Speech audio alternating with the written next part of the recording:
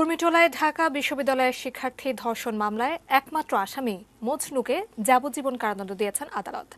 ধর্ষণের সর্বোচ্চ শাস্তি মৃত্যুদণ্ড হওয়ার আগে এই মামলায় অভিযোগ গঠন হওয়ায় আগের আইনের সর্বোচ্চ শাস্তি যাবজ্জীবন, ষষ্ঠম কারাদণ্ডই দেওয়া হয়েছে আসামিকে।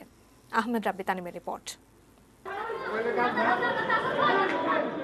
আদালতের কর্মকর্তা, কর্মচারী ও নিরাপত্তা বাহিনীর সদস্যদের অকথ্য ভাষায় গালাগাল। বৃহস্পতিবার রায় ঘোষণার সময় আদালত প্রাঙ্গণে ধর্ষক মজনুর অধ্যত্বপূর্ণ এমন আচরণ চলতেই থাকে। ভবন থেকে লাফ দেওয়ার হুমকি দিলেও শেষ রক্ষা হয়নি। চলতি বছর ৫ জানুয়ারি কুর্মিটোলায় ঢাকা বিশ্ববিদ্যালয়ের শিক্ষার্থীকে ধর্ষণের ঘটনায় দায়ের করা মামলার একমাত্র আসামি মজনুকে যাবজ্জীবন কারাদণ্ড দিয়েছেন আদালত। একই সঙ্গে ৫০,০০০ টাকা অর্থদণ্ড, অনাদায়ে ৬ মাসের কারাদণ্ড দেওয়া হয়েছে। ঢাকার ৭ম নারী ও শিশু নির্যাতন দমন ট্রাইব্যুনালের বিচারক মোসাম্মদ কামরুন নাহার বৃহস্পতিবার দুপুরে আলোচিত এই মামলার রায় ঘোষণা করেন। এই মামলায় আসলে সন্তুষ্টি প্রকৃত অর্থে প্রকাশ করার কিছু নাই, কারণ যেভাবে নির্যাতিত হয়েছে, যে ধরনের অপরাধ আসামি করেছে আর কি, সেই ধরনের আসলে মানসিকভাবে বিপর্যস্ত সেই পক্ষ কখনো সন্তুষ্ট হতে পারে না। তারপরে যেহেতু যে আইন আছে সেই আইনের সর্বোচ্চ শাস্তি হয়, আমরা আইন অনুযায়ী আমরা এটা সন্তুষ্ট প্রকাশ করছি।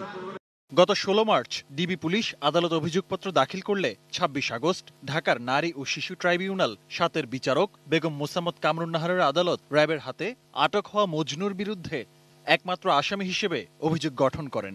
ভুক্তভোগীর পোশাক ও মোবাইল ফোন সহ ২০টি আলামত জমা দেওয়া হয় আদালতে। ডিএনএ টেস্টেও মেলে ধর্ষণের ঘটনার সত্যতা। মামলার ২৪ সাক্ষীর মধ্যে ২০ জনের সাক্ষ্য নেওয়া হয়েছে। যে ভিকটিম আদালতে ২২ ধারায় জবানবন্দি দিয়েছেন, আসামি ১৬৪ ধারায় স্বীকারোক্তিমূলক জবানবন্দি দিয়েছেন। তারপর মোবাইল উদ্ধার হয়েছে এবং ভিকটিম আসামিকে শনাক্ত করেছে, ডিএনএ ম্যাচ করেছে। মানে সার্বিক বিচার বিশ্লেষণে আদালত মনে করেছেন যে সন্দেহাতীতভাবে এটা প্রমাণ হয়েছে এবং সেজন্য উনি সর্বোচ্চ রায় দিয়েছেন। আসামির পক্ষে কোনো আইনজীবী না থাকায় ঢাকা জেলা লিগ্যাল এইডের একজন আইনজীবীকে মামলা পরিচালনার দায়িত্ব দেওয়া হয়। রায়ের পর সাংবাদিকদের প্রশ্নের জবাবে তিনি বলেন, রায়ের বিরুদ্ধে উচ্চ আদালতে আপিল করা হবে। রাষ্ট্রপক্ষ সুনির্দিষ্টভাবে আসামির বিরুদ্ধে ধর্ষণের বিষয় প্রমাণ করতে সক্ষম হয়নি, যার কারণে আসামির যে যাবজ্জীবন কারাদণ্ড এবং ৫০,০০০ টাকা জরিমানার যে রায় হয়েছে, সেই রায়ে আসামি পক্ষ ন্যায় বিচার পায়নি।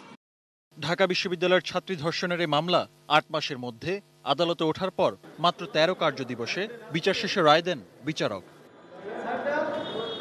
আহমেদ রাব্বি তানিম, এটিএন নিউজ, ঢাকা।